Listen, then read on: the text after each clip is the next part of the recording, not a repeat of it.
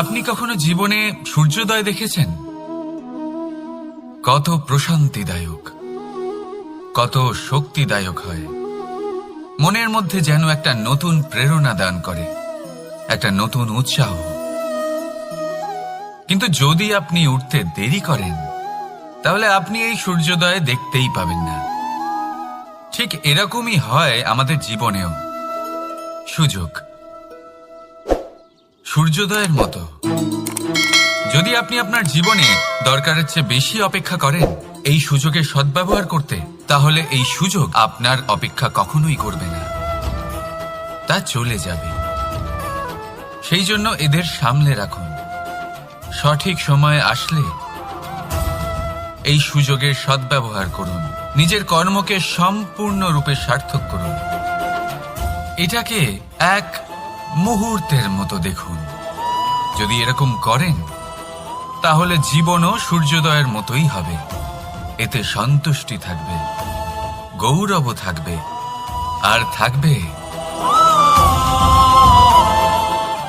শান্তি। রাধা রাধা। আমরা জীবনে এমন অনেক মানুষকে চিনি যারা অত্যন্ত শক্তিশালী, নিজের পরীক্ষা দিতে কখনো পিছপা হন না, খুব কঠোর হন, আত্মপ্রত্যয়ী হন, কিন্তু তাও তারা সাফল্য পান না। কেন?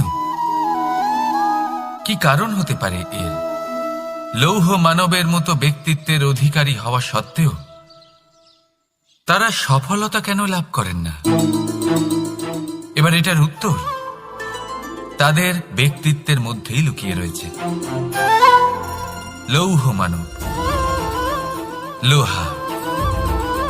আপনি কখনো লোহাকে দেখে থাকবেন, অত্যন্ত শক্তিশালী, অত্যন্ত কঠিন, কিন্তু শুধু তখনই যখন সেটা শান্ত থাকে, শীতল থাকে। তাকে উত্তপ্ত করুন, তা আর কঠিন থাকবে না। তার উপরে চিনতে শিখুন সেই চিন্তাগুলো যা ক্রোধ বাড়িয়ে দেয়, আর সেগুলোকে শেষ করে দিন, নয়তো সেই রাগ আপনার পতন অবশ্যই ঘটাবে। রাধা রাধা। আমরা অনেকবার লোকের থেকে এই কথা শুনেছি, জীবনে যখনই ধন অর্জন করবে বাঁচিয়ে রাখবে। কি হয়, কঠিন পরিস্থিতিতে আপনার খারাপ সময় তা আপনার কাজে আসে।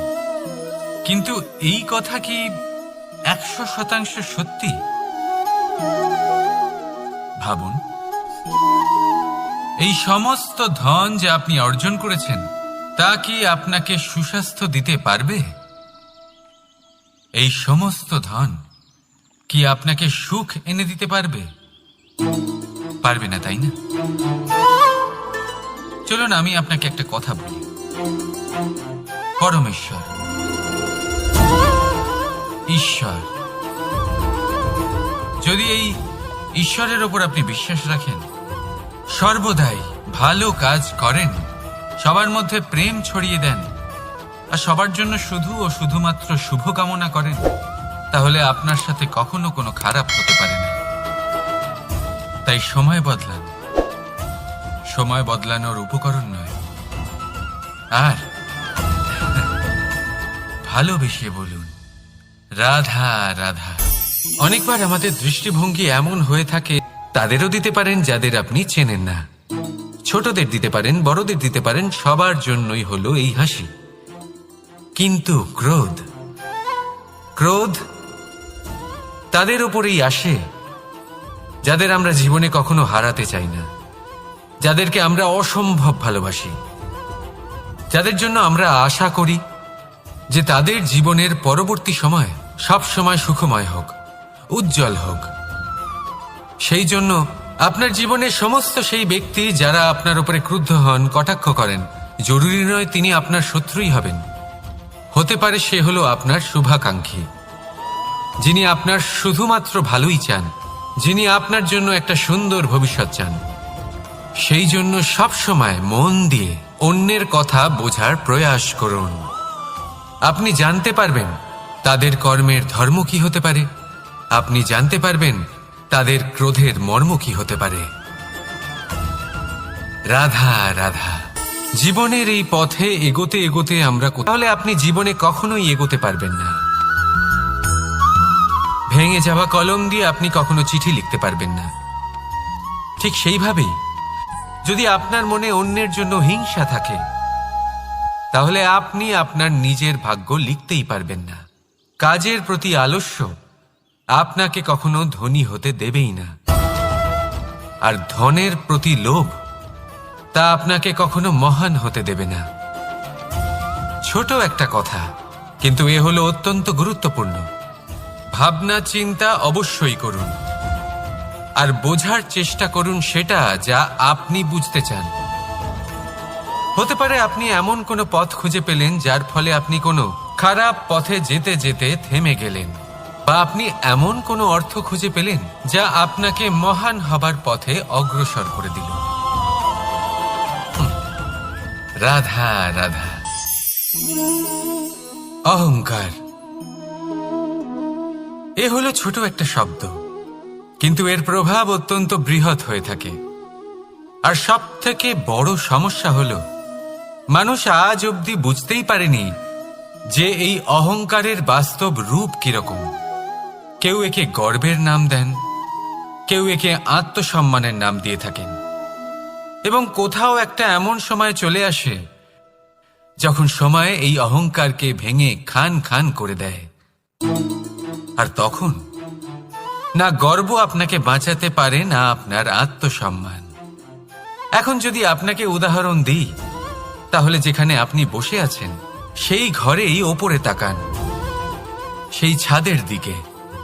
যদি এই ছাদ অহংকার করতে থাকে যে দেখো, আমি তো সব থেকে উঁচু জায়গায় আছি, আমার চেয়ে ওপরে আর কেউ নেই, আমি এই ঘরে থাকা সমস্ত ব্যক্তিকে ছায়া প্রদান করি, যদি এই অহংকার এসে যায় তাহলে কি? একবার ভেবে দেখুন, যদি পরের দিন তার উপর আরো একটা তলা বানিয়ে দেওয়া হয় তাহলে কি? এই ছাদ যার নিজের উঁচু হবার অহংকার ছিল, যে সব থেকে ওপরে ছিল, সে এবার পায়ের তলায় চলে এসছে। এটাই হয়ে থাকে। মনে কখনোই অহংকার পোষণ করবেন না। যদি মনের মধ্যে কিছু রাখতে চান, তাহলে প্রেমের ভাব রাখুন, স্নেহ রাখুন। এই অহংকারকে আপনি যা ইচ্ছে নাম দিন, গর্ব হোক, আত্মসম্মান হোক, এর দ্বারা আপনার কোনোভাবেই কোনো লাভ হবে না। তাহলে এই অহংকারকে ত্যাগ করুন, আর আমার সাথে ভালোবেসে বলুন, রাধা রাধা। একটা সিদ্ধান্ত। এই জীবনে একটা সিদ্ধান্তের গুরুত্ব কি হতে পারে তা কখনো ভেবে দেখেছেন? একটা সিদ্ধান্ত সেই ভিত্তি হতে পারে যা আপনার পুরো জীবনকে বদলে দিতে পারে, এই সমস্ত সংসারকে বদলে দিতে পারে, ভবিষ্যৎ বদলে দিতে পারে। এই সিদ্ধান্ত যে কোন রাস্তা চয়ন করতে হবে, সেই সিদ্ধান্ত যে কখন সামনে এগোতে হবে আর কখন থেমে যেতে হবে, সেই সিদ্ধান্ত যে কখন যুদ্ধ করতে হবে আর কখন নিজেকে পিছু পা হতে হবে। এই সিদ্ধান্ত হলো খুব গুরুত্বপূর্ণ। আর আপনি তো এই সংসারে একা নন, তাই আপনার একটা সিদ্ধান্ত শুধু আপনার জন্যই নয়, সমস্ত সংসারের জন্য গুরুত্বপূর্ণ হতে পারে। এবার এই সিদ্ধান্ত আপনারই হবে। ভাবনা চিন্তা করে নেবেন, সাফল্য পাবেন। রাধা রাধা। ভবিষ্যৎ। সংসারে এমন কোন ব্যক্তি আছেন যিনি নিজের ভবিষ্যতের বিষয়ে ভাবেন না?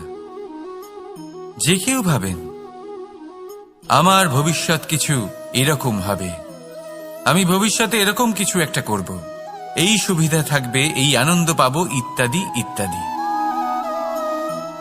কিন্তু সত্যি বলি, ভবিষ্যতের থেকে বড় ভণ্ড আর কেউ নেই। ভবিষ্যৎ আপনাকে ছেড়ে চলে যাবে, আপনি জানতেও পারবেন না। ভবিষ্যৎ আপনার থেকে আপনার বর্তমান কেড়ে নেবে। অনেক সময় আমরা ভবিষ্যতের বিষয় ভাবতে থাকি, দুশ্চিন্তা করতে থাকি, ভবিষ্যৎ দিয়ে নিজেকে এতটাই ঘিরে ফেলি যে বর্তমান কি তা ভুলেই যাই। তার বোধই আমাদের থাকে না। ভাবুন, ভবিষ্যৎ কি? ভবিষ্যৎ হলো সেটাই যা এখনো পর্যন্ত ঘটেনি। বর্তমান হলো সেটা যা এখন ঘটছে। তাহলে যা এখনো ঘটেইনি তার বিষয়ে দুশ্চিন্তা করে নিজেকে ব্যতিব্যস্ত কেন করছেন? এই বর্তমান, এটাই হলো গুরুত্বপূর্ণ। এর উপরে সমস্ত ভাবনা কেন্দ্রীভূত করুন। মনে লক্ষ্য অবশ্যই রাখুন, কিন্তু পুরো মনোযোগ শুধু বর্তমানে থাকবে। এই বর্তমানকে যদি সামলে নিতে পারেন, তাহলে আপনার ভবিষ্যৎ এমনি উজ্জ্বল হয়ে উঠবে। তাহলে আসুন আমার সাথে ভালোবেসে বলুন, রাধা রাধা। সময়, কথায় আছে আমাদের জীবনের প্রত্যেক মুহূর্ত স্বর্ণর মতো হয়। এবার হয় আমরা একে নিজেদের কাছে রাখতে পারি, বা একে আমরা চলে যেতে দিতে পারি। কারণ এই ছোট ছোট মুহূর্তই আছে যা আমাদের জীবনকে গড়ে তোলে। এখন এই জীবন কেমন হবে তা আমাদের উপর নির্ভর করে। যদি আপনি একটা মুহূর্তের যত্ন না নেন, যদি আপনি এক মুহূর্ত ভালো না বাসেন, যদি আপনি এক মুহূর্ত স্নেহের আনন্দ না উপভোগ করতে পারেন, তাহলে দেখতে দেখতেই আপনার সমস্ত সময় নষ্ট হয়ে যাবে, আপনি জানতেও পারবেন না। অর্থাৎ এই সময় স্বর্ণ হতে পারে না। তবে আমরা একে স্বর্ণ বানিয়ে নিতে পারি আমাদের চেষ্টার মাধ্যমে। এই সময় শুধু একটি লাঙল যা মাটির সাথে লড়াই করতে পারে, আর কিছু নয়।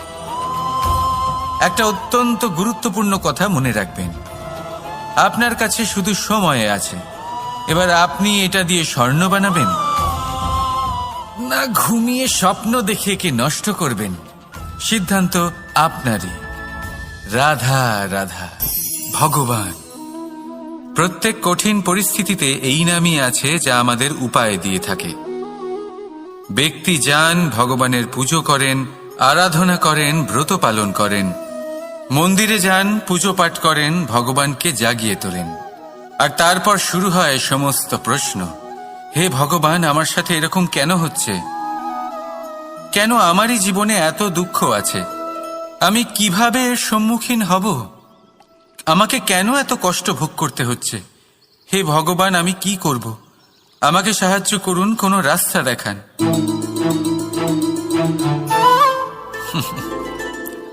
চলুন আমি আপনাকে একটা প্রশ্ন করি। মন্দিরে যাওয়ার চেষ্টা করার আগে আপনি কি জীবনে ততটা চেষ্টা করেছেন যতটা সেই সমস্যাকে দূর করার জন্য দরকার ছিল? দ্বিতীয় প্রশ্ন, ভগবানকে জাগানোর পূর্বে আপনি কি নিজেকে জাগিয়ে তুলেছেন?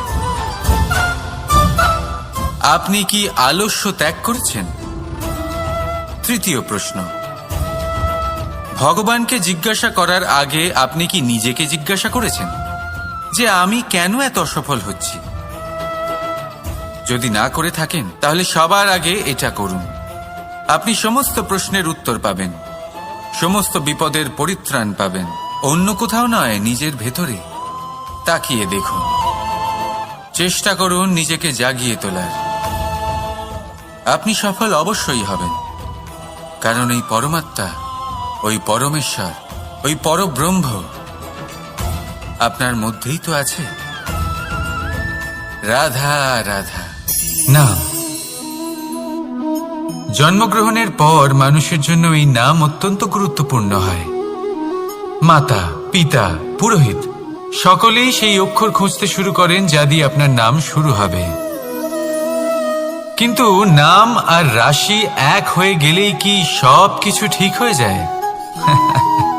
কখনোই নয়, কারণ আপনার কর্মই হলো সব থেকে গুরুত্বপূর্ণ, আর কিছুই নয়।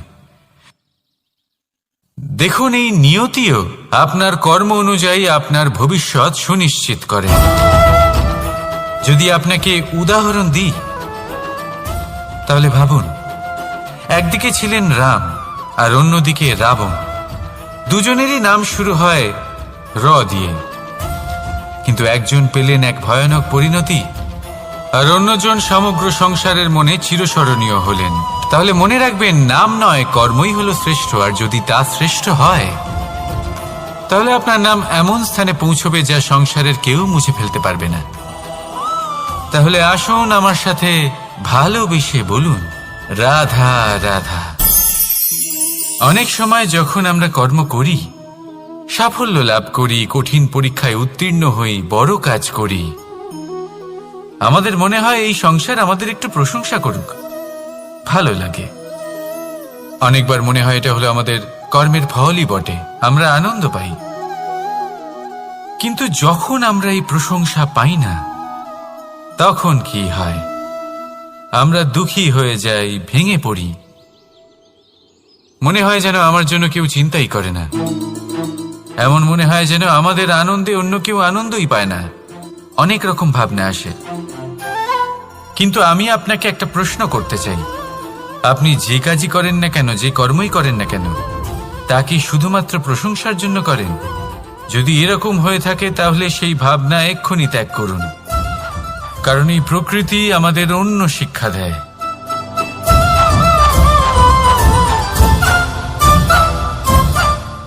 এই ফুলকে দেখুন,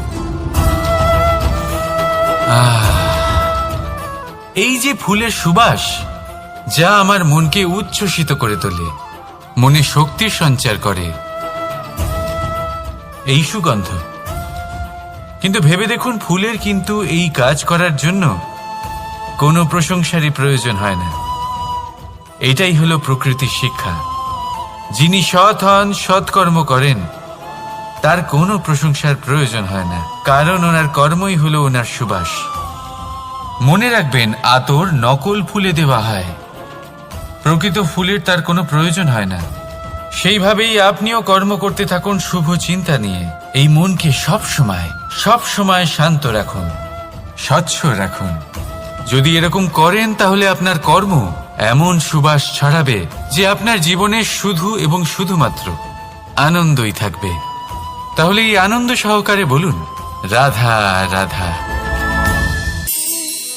এই সংসারে এমন কোনো পর্বত নেই যা এতটাই উঁচু যে মানুষ তার শিখরে পৌঁছতে পারবে না, তাকে অতিক্রম করতে পারবে না। এই সংসারে এমন কোনো সাগর নেই পরিবর্তিত হয়। এর কারণ কি?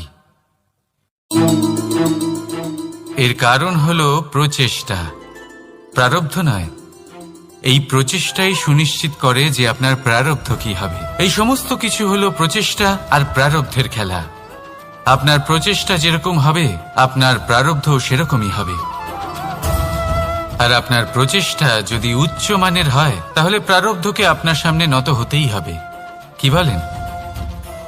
তাহলে আসুন আমার সাথে ভালোবেসে বলুন, রাধা রাধা। অনেক সময় মানুষ অতীতকে দেখেন আর তখন অহংবোধে পরিপূর্ণ হয়ে ওঠেন। কখনো বর্তমানের দিকে তাকান, ভবিষ্যতের দিকে তাকান আর পরিতৃপ্তিতে ভরে ওঠেন। কেন বুঝতে পারেন না একটা সহজ কথা? এই যে সৃষ্টি, এই সৃষ্টি হলো একটা বড় চক্র, যা বারংবার আপনার কাছে ফিরে আসবেই। কঠিন থেকে কঠিনতর পরীক্ষায় আপনাকে নিযুক্ত করবে, যাতে আপনাকে উত্তীর্ণ হতেই হবে। যা কাল ছিল তা আজ নেই, এটা সবাই জানেন। যা আজ আছে তা হয়তো কাল থাকবে না, এটাও আপনাকে মেনে নিতে হবে, তাও আবার হাসি মুখে।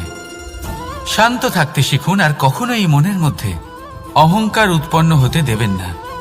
হতে শিখুন সেই হিমবাহের মতো।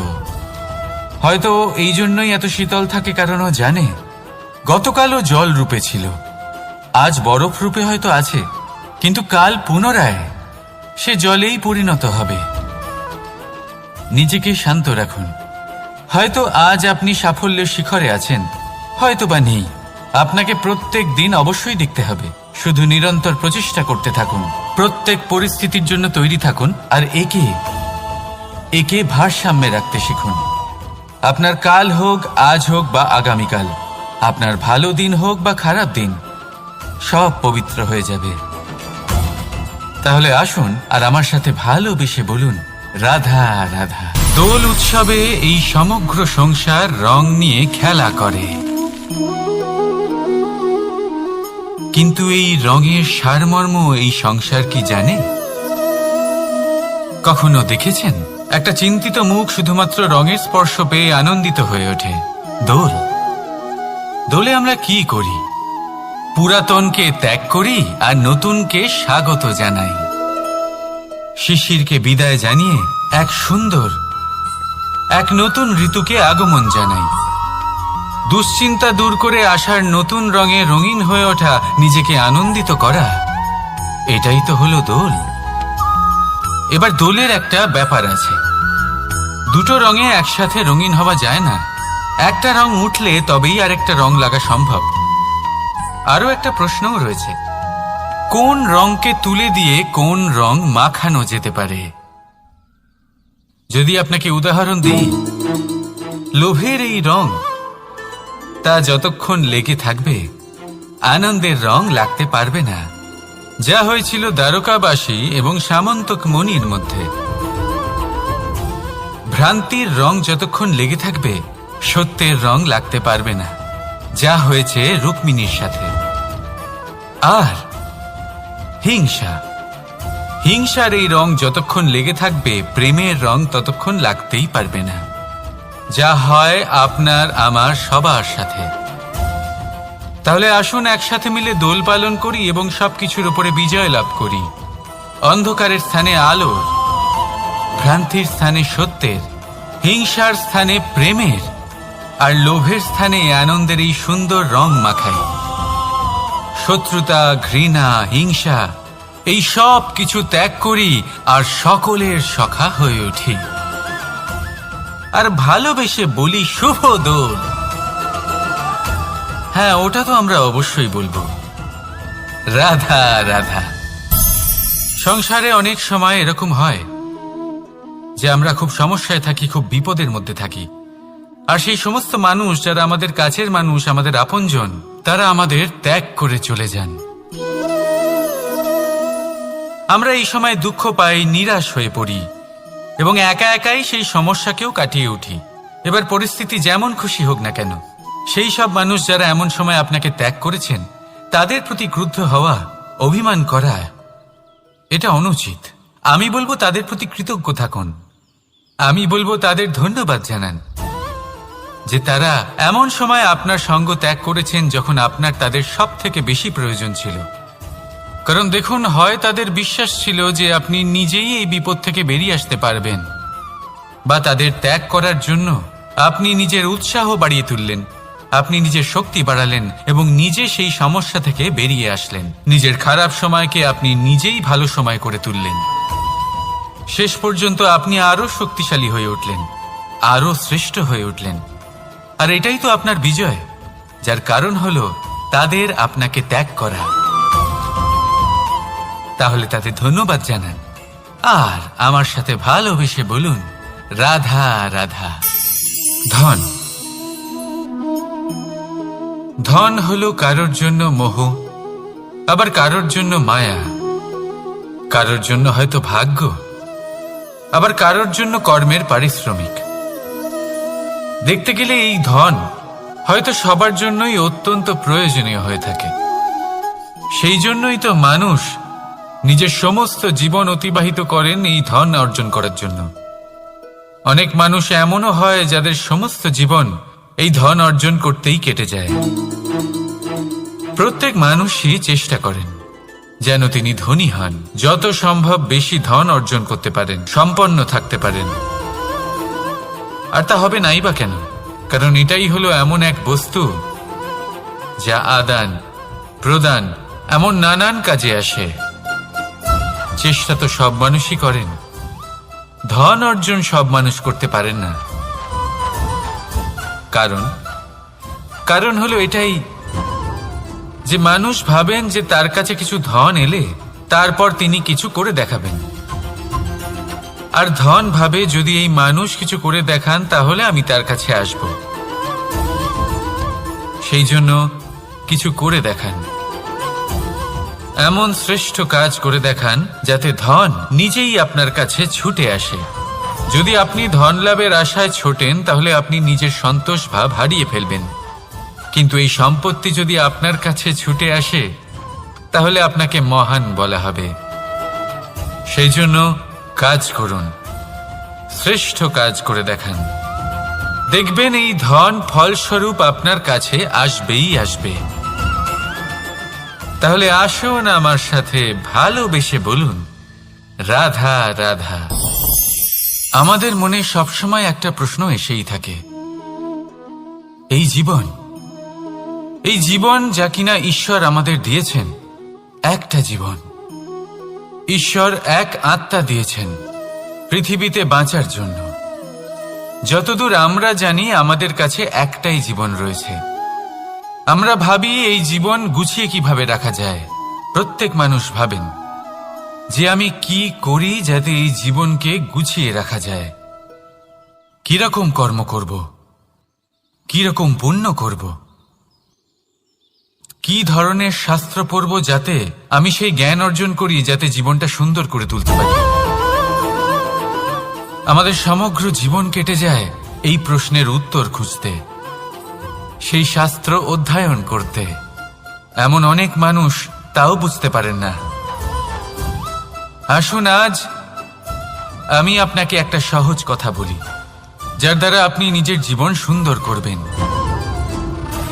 জীবন, জিহ্বা, এদের দুজনেরই হলো একটাই রাশি। জিহ্বা অর্থাৎ আপনার কথা। এই কথাকে সংযত রাখুন, একে সুন্দর করে তুলুন, মধুর কথা বলুন। যতটা সম্ভব একে নিয়ন্ত্রণে রাখুন, আপনার জীবন সুন্দর হয়ে উঠবে। কারণ এই শব্দ হয় অত্যন্ত শক্তিশালী। এটা হলো এমন এক বন্ধন যা আপনার সামনের মানুষকে আপনার ব্যক্তিত্বের সাথে জুড়ে দিতে পারে। তাই এই শব্দ সংযত রাখুন, একে সুন্দর করে তুলুন। আপনার জীবন আপনা থেকেই সুন্দর হয়ে উঠবে। আর আসুন এই মধুর সুন্দর অনুভূতি দিয়ে বলুন, রাধা রাধা। জীবন, এই জীবন আসলে কি?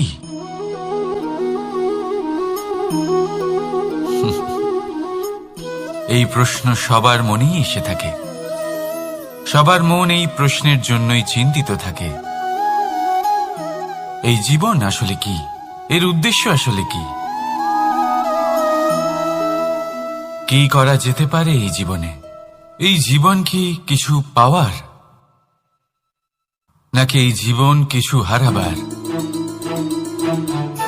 এই জীবন কি আসলে সেটাই যেখানে আমাদের পরমাত্মার খোঁজ করা উচিত, নাকি আমাদের ধাবিত করা উচিত নিজেদের স্বপ্নের লক্ষ্যে? এই জীবন আসলে কি? এই জীবন আসলে অত্যন্ত সরল। এ হলো শান্ত জলের মতো,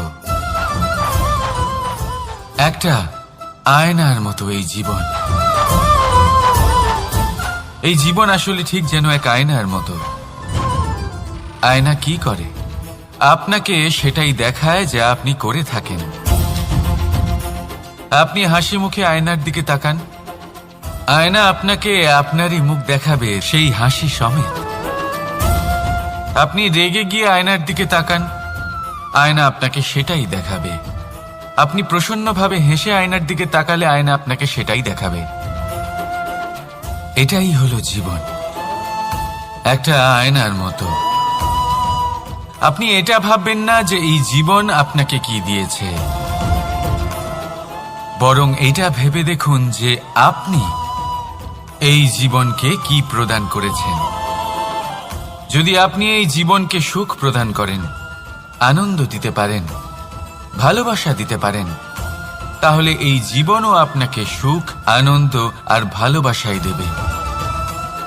তাহলে আসুন এই সুখ, আনন্দ আর ভালোবাসা দিয়ে বলুন, রাধা রাধা। ধরিত্রীর বুকে গজিয়ে ওঠা এই দুব্ব ঘাস দেখেছেন? দুব্ব ঘাস, যা আমাদের পাকে শীতল রাখে। এতে যদি বসেন তাহলে মনে হবে নরম কোথাও বসে আছেন। এত ছোট হলেও কিন্তু এর মধ্যে গুণ আছে অনেকগুলি। আর যতটা ছোট এটা, ততটাই বড় শিক্ষকও। কিভাবে? ভাবুন, পাতা ঝরার মরশুমের পরে সমস্ত পাতা একত্রিত হয়ে থাকে। একটা ছোট ফুলকি সবাইকে জ্বালিয়ে দিতে পারে, সমস্ত পাতা পুড়ে ছাই হয়ে যায়। কিন্তু এই ঘাসের কিছুই হয় না, সে যেমন ছিল তেমনই থাকে। কারণ কি হতে পারে?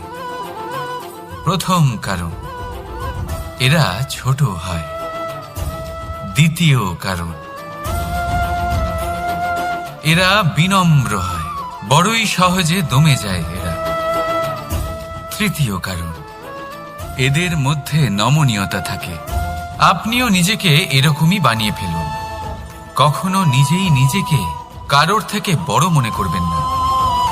নিজের এই মনকে বিনম্র রাখুন। এবং সবথেকে বড় কথা, নিজের এই মনে সহানুভূতি, প্রেম আর বিশ্বাসের নমনীয়তা বজায় রাখবেন। যদি এরকম করতে পারেন তাহলে জীবন সবসময় সুখে কাটবে। রাধা রাধা।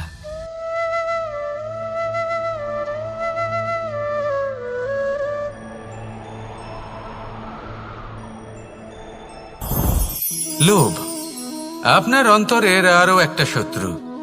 দেখতে গেলে এটা একটা শব্দ, একটা সংস্কৃত শব্দ, লব ধাতু থেকে উৎপন্ন হয়েছে। এর অর্থ কিছু লাভ করা। কিছু লাভ করা অনুচিত নয়, আরো কিছু লাভ করাও অনুচিত নয়, কিন্তু সব থেকে বেশি আমিই লাভ করব, আমি আরো চাই, আরো বেশি চাই, আরো বেশি পেতে চাই, এটাই হলো লোভ। আর এই লোভ যখন গ্রাস করে তখন আপনি যা পেতে চান, সে ধনই হোক বা মানই হোক, তা অর্জন করার জন্য মানুষ যে কোনো স্তরে পৌঁছে যেতে পারে। যদি মানুষ ধন অর্জন করতে চান তাহলে তার জন্য তারা অধর্মের পথেও চলতে পারেন। যদি সম্মান অর্জন করতে চান তাহলে অন্য মানুষকে ছোটও করতে পারেন।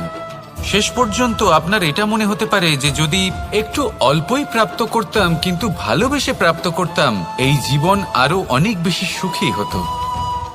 লোভ আপনার জীবনে, আপনার মনে কখন যে প্রবেশ করবে সেটা আপনি জানতেও পারবেন না। তাই এটা চিনতে শিখুন আর তৎক্ষণাৎ জীবন থেকে বাইরে ফেলে দিন। যা কিছু লাভ করতে চান তা ভালোবেসে লাভ করুন, আর সেই ভালোবাসার সাথেই বলুন রাধা রাধা। জীবনে ক্ষমা চাওয়া তাও কিছুটা সহজ, ক্ষমা করতে পারা অত্যন্ত কঠিন। ক্ষমা 2 অক্ষরের এই শব্দ হতে পারে, কিন্তু অত্যন্ত বড় এই শব্দ, অত্যন্ত গুরুত্বপূর্ণ এই শব্দ। কখনো কখনো অন্য কাউকে ক্ষমা করে দেওয়া তাও কিছুটা সহজ কাজ, কিন্তু নিজেকে ক্ষমা করতে পারা অত্যন্ত কঠিন হয়ে দাঁড়ায়। অতীতে যদি আমাদের এমন কোনো ভুল হয় যে কারণে আমরা নিজেকে ক্ষমা করতে পারি না, অনেক সময় এমন কিছু ভুল করে বসি যে বিষয় শুধু আমরাই জানি, কিন্তু আমরা নিজেকে ক্ষমাই করতে পারি না, আর আমাদের বিকাশ সেখানে স্তব্ধ হয়ে যায়। কারণ যদি আপনি ক্ষমা করতে না শেখেন, নিজেকে ক্ষমা যদি না করতে পারেন, তাহলে তা আপনার জীবনের সবথেকে বড় বাধা হয়ে দাঁড়াবে। সেই জন্য জীবনে অবশ্যই শিখুন যে কিভাবে নিজেকে ক্ষমা করতে হয়, আর শিখুন যে আগের করা ভুল আবার কি করে না করা যেতে পারে। এই মন হালকা হবে আর প্রসন্ন হয়ে বলবে রাধা রাধা। এই সংসারে যখনই কোনো সমস্যা আসে তখন আমরা আমাদের সব থেকে বড় সম্বলের কাছে আশ্রয় খুঁজি, তা হলো আমাদের বিশ্বাস। এবার প্রশ্ন হলো এটাই যে এই বিশ্বাস কার উপর করা যেতে পারে? পরিবারের ওপর, বন্ধুর ওপর, নাকি তাদের ওপর বিশ্বাস করা উচিত যাদেরকে আমরা কখনো সঙ্গ দিয়েছি? দেখুন, এই সংসারে বিপদের সম্মুখীন হলে কে আপনাকে সাহায্য করবে সেটা নির্বাচন করা আপনার হাতে নেই। সেটা সেই সকল ব্যক্তির উপর নির্ভরশীল যে তারা আপনাকে সাহায্য করবে নাকি করবে না। অর্থাৎ যখনই কোনো বিপদ আসে সর্বপ্রথম তার সম্মুখীন আমাদের নিজেকেই হতে হয়, আর তার জন্য প্রস্তুত থাকা প্রয়োজনীয়, সেই শক্তি, সেই সাহস অর্জন করা প্রয়োজনীয়। দেখুন, যখনই অন্ধকার আসে তখন সবার আগে কে আপনাকে ত্যাগ করে চলে যায়? আপনার নিজেরই ছায়া। এই অন্ধকারের সম্মুখীন হতে হয় অন্তরের প্রদীপের দ্বারা, অন্তরের আত্মা দ্বারা। তবেই আপনি অন্ধকারের ওপর জয়লাভ করতে পারবেন। সেই জন্য যে বিপদই আসুক না কেন, নিজেকে তার জন্য প্রস্তুত রাখা উচিত। সেই সাহস নিয়ে আসুন। এমন কোনো বিপদ নেই যে আপনাকে ভেঙে দিতে পারে। আসুন আমার সাথে ভালোবেসে বলুন, রাধা রাধা। মানুষ সবসময় চায় যে তার জীবনে যেন কখনো কোনো সমস্যাই না আসে। সে চায় তার জীবন যেন শুধুমাত্র শান্তি এবং সুখের দ্বারা পূর্ণ থাকে। কিন্তু এই চাহিদা অনুচিত কিছু নয়। আমরা সবাই এটাই চাই যে জীবনে সুখ থাক, শান্তি থাক। কিন্তু এই কথা সবসময় মনে রাখবেন, যে সূর্য উদিত হন সংসারকে প্রকাশমান করেন, দুপুরবেলায় সংসারকে রৌদ্র প্রদান করেন, সন্ধেবেলায় তাকেও অস্ত যেতে হয়। এবার আমাদের জীবন চক্র কিছুটা এরকমই। কোনো কিছুই চিরকাল একরকম থাকে না। কখনো এই নদীকে দেখুন যা বয়ে চলেছে। এই নদী যা বয়ে চলেছে তার পথেও অনেক বিপদ আসে। বড় বড় পাথরের সম্মুখীন হয়ে তাকেও সামনে এগিয়ে যেতে হয়। একটি পুকুর যা চারদিক থেকে ঘেরা, তার জীবনে কিন্তু কোনো সমস্যা নেই। কিন্তু এই সংসারে পুকুরের পুজো করা হয় না, পুজো করা হয় নদীকে। মনে রাখবেন, সমস্যার ঊর্ধ্বে তিনি উঠতে পারেন যিনি সমাধি লাভ করেছেন, যিনি এই সংসারেই নেই।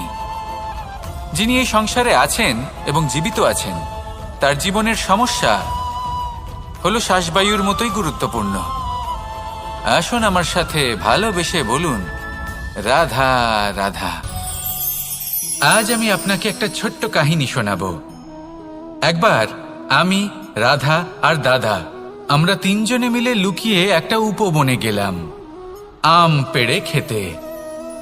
অনেক পরিশ্রম করে আমরা ওখানে পৌঁছলাম আর আমরা আশ্চর্যচকিত হয়ে গেলাম এটা দেখে যে এবার তো আম পাকেইনি। এবার দাদা কি করলেন, একটা আম পাড়লেন আর সেটা চাখলেন, আর উনি নিরাশ হয়ে পড়লেন। উনি বললেন যে এটা তো খুবই টক। তারপর রাধা একটা আম পাড়লো আর সেটা চেখে দেখল, আর রাধা উৎসাহিত হয়ে পড়ল। আমি রাধাকে জিজ্ঞেস করলাম, কি হয়েছে, তুমি এত উৎসাহিত কেন? তখন রাধা বলল যে এবার এত বেশি টক আম হয়েছে যে এগুলো দিয়ে আমরা আচার বানাবো। তাহলে দাদা ওখান থেকে বেরিয়ে গেলেন নিরাশ হয়ে এবং খালি হাতে। রাধাও ওখান থেকে বেরিয়ে গেল কিন্তু উৎসাহিত হয়ে, আর অনেকগুলো কাঁচা আম সাথে নিয়ে। এর থেকে আমরা কি শিক্ষা পেতে পারি?